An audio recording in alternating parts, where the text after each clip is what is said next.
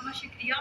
और यहाँ पे ये प्रोग्राम जो आज हो रहा है आईबी अवेयरनेस प्रोग्राम, ये मैं बहुत टाइम से करती आ रही हूँ। बहुत टाइम से मैंने ये प्रोग्राम्स अटेंड किए हैं एज अ स्पीकर। पर आज जो मुझे इस चीज़ की खुशी है वो बहुत ज़्यादा है, क्योंकि यहाँ पे सारे सबको इतना वुमेन एम्पावरमेंट का एक में हमेशा हम बात किया करते हैं, पर ये देख करके कि इतने शॉर्ट नोटिस पे भी, जैसे मैम और सब बता रहे हैं, पर फिर भी यहाँ पे सब अपना समय निकाल करके सब यहाँ पे आज आए हैं, उपस्थित हुए। इसके लिए आप सबका बहुत बहुत धन्यवाद। आज का ये जो आईबी अवेयरनेस प्रोग्राम है, इसको मैं आपको बहुत ही सिंपल लैंग्वेज में समझाना चाहूँगी अपनी पीपीटी स्टार्ट करते हुए। ये अगर हम एक प्रॉपर्टी की बात करते हैं, जब हम किसी प्रॉपर्टी की बात करते हैं, सबसे पहले तो मैं जानना चाहूँगी कि हम यहाँ पे जितने लोग बैठे हैं, इनमें से एमएसएमईज कुछ हो भी सकते हैं, या फिर कुछ लोग हैं जो अपना खुद का व्यवसाय स्टार्ट करना चाहते हैं या कुछ करना चाहते हैं। अब जिनको हमेशा कुछ चीज़ों की समस्याएं आती है, जैसे कि लोन्स की, एमएसएमई से वो स्कीम्स जानना चाहते हैं, बहुत कुछ चीज़ें उनके मन में चलती होती हैं। पर एक चीज़ है जिसके बारे में कभी कोई बात ही नहीं करता, और अभी शायद लोग इतने अवेयर भी नहीं है, उसके लिए हम आज यहाँ पे हैं। तो इंटेलेक्चुअल प्रॉपर्टी राइट्स को अगर हम स्टार्ट करते हुए इस पे बात करते हैं, तो सबसे पहले जो वर्ड सामने आता है वो होता है प्रॉपर्टी का। अब प्रॉपर्टी जैसे हमारी और सारी प्रॉपर्टी होती है, जैसे हमारी बिल्डिंग और जैसे हमारा कुछ जो हमने प्रॉपर्टी पैसों से बना करके जो हमने बिल्डिंग्स खरीदी या उसका रजिस्ट्रेशन कराया, उन सबके लिए हमारे पास कुछ ना कुछ लॉज है। कभी ये सोचा है कि जो हमारे ब्रेन से हम क्रिएटिविटी है, जब अब हम कोई इनोवेशन करते हैं, जब हम कोई क्रिएटिव आइडिया हमारे पास होता है जो शायद किसी और के पास नहीं है, तो क्या हमारे पास उसके लिए भी कोई लॉ है? क्या उस लॉ कोई ऐसा लॉ है जो उसको भी प्रोटेक्ट करता है? या फिर हम बिजनेस करना स्टार्ट कर देते हैं, पर हम उसका मैक्सिमम जो आउटपुट है वो हमें कब मिलेगा? जब हमारा वो बिजनेस या आइडिया या क्रिएटिविटी भी लॉ से प्रोटेक्टेड होगी, जैसे कि हमारी सारी अदर जो भी हमारी प्रॉपर्टीज है, जैसे कि वो है, तो हम सिक्योर होकर अपना बिजनेस स्टार्ट कर पाएंगे कोई भी चीज़ के लिए। अब जैसे कि हम अपना घर या फिर और चीज़ें प्रोटेक्ट करते हैं, उसी तरह हम अपनी इंटेलेक्चुअल प्रॉपर्टी, और इंटेलेक्चुअल प्रॉपर्टी होती क्या है?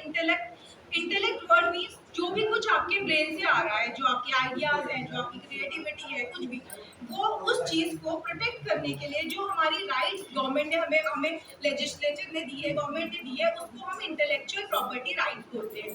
ठीक है, आपको जहाँ भी किसी को कुछ समझ में ना आए, प्लीज मुझसे उसी वक्त पूछ सकता है।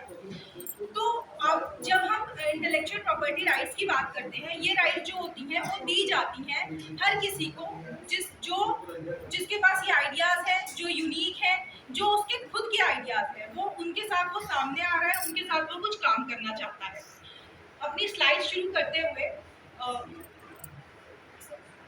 डिफाइनर यहाँ पे ये बोलते हैं कि intellectual property right is created by using a person mind, brain और उसकी क्रिएटिविटी, आइडिया। जैसे कि मैंने आपको बताया, कोई भी चीज यूज करके जब उसका कोई आउटपुट आता है, तो उसको प्रोटेक्ट जो वो आपका आउटपुट आया है, उसको इंटेलेक्चुअल प्रॉपर्टी बोलते हैं। अब इस प्रॉपर्टी को प्रोटेक्ट कैसे करते हैं? वो इंटेलेक्चुअल प्रॉपर्टी राइट से करते हैं।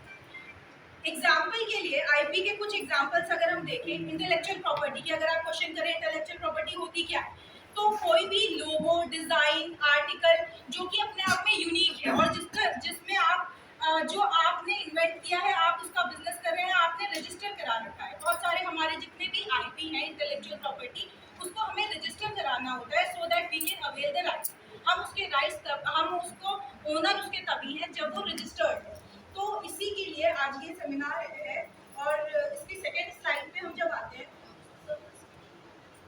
अब अगर इंटेलेक्चुअल प्रॉपर्टी राइट, जैसे कि मैं आपको ऑलरेडी बता चुकी हूँ कि ये एक ह्यूमन माइंड से निकली हुई कोई भी क्रिएटिविटी है, मोस्टली कोई डिजाइन, लोगो, जैसे कि फॉर एग्जांपल हम आगे अभी देखेंगे, कोई भी क्रिएटर की एक चीज पे उसकी एक्सक्लूसिव राइट, जो कोई और उससे कोई कमर्शियल गेन नहीं कर सकता, वो राइट जो है वो इंटेलेक्चुअल प्रॉपर्टी राइट उसकी उस लोगो, डिजाइन, चीज या उसकी उस प्रॉपर्टी पे है। Next coming to the history of intellectual property right. अभी अगर आप इनिशियली जानना चाहते हैं कि इंटेलेक्चुअल प्रॉपर्टी राइट आया कहाँ से, तो सबसे पहले एशियन ग्रीक में बहुत पहले के टाइम पे क्या होता था कि ब्रेड्स बनाई जाती थी. ये एक सबसे सिंपल एग्जांपल है जिससे कि आप समझ सकते हैं कि राइट्स क्या है. ब्रेड्स बनाई जाती थी तो कुछ बेकर होते थे जो ये ब्रेड बनाते थे. वो स्पेशल टाइप की ब्रेड थी जो वही बनाते थे, और उस कम्युनिटी में उस एरिया में दूर दूर तक कोई वो ब्रेड्स नहीं बनाता था. उन्होंने क्या बोला कि हम ये ब्रेड्स को हमारे इस पे सोल राइट्स हैं, एक्सक्लूसिव राइट्स हैं, और ये ब्रेड अब कोई मैन्युफैक्चर नहीं कर सकता और नहीं बना सकता, और उनको एक राइट दे दिया गया. उस टाइम तक ये राइट्स अवेल करने का कोई लीगल तरीका नहीं था, पर वहाँ के जो लोग थे उन्होंने उस कम्युनिटी को ये राइट दे दिया. वो ब्रेड वही लोग बनाते थे और कोई वो ब्रेड नहीं बना सकता था. ऑब्वियसली क्योंकि वो ब्रेड वही लोग बना रहे हैं तो उनको उससे बहुत ज़्यादा कमर्शियल गेन्स होते थे और किसी के पास ये राइट नहीं था. ये इसकी वेयर हिस्ट्री है कि कैसे ये शुरू हुआ. सबसे बड़ा क्वेश्चन आप बोलेंगे कि हम क्यों अपनी इंटेलेक्चुअल प्रॉपर्टी कोई चीज़ रजिस्टर कराएं या उसको प्रोटेक्ट करें, उसका फ़ायदा हमें क्या है.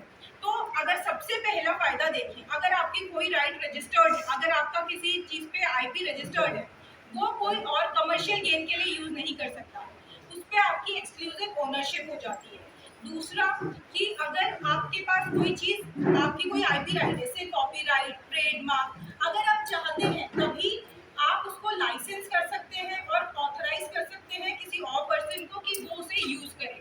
और ये भी एक तरीका है उससे बेनिफिट करने का, क्योंकि जब आप किसी को फर्दर लाइसेंस करेंगे तो आप उसके लिए भी उससे चार्ज कर सकते हैं. आप वो लाइसेंस या ऑथराइज करने की जो राइट है वो भी अब आपके पास है अगर आपकी आईपी रजिस्टर्ड है.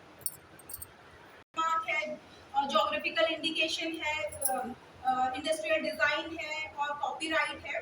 तो इन सबको हम बारी बारी थोड़ा थोड़ा सा आज डिस्कस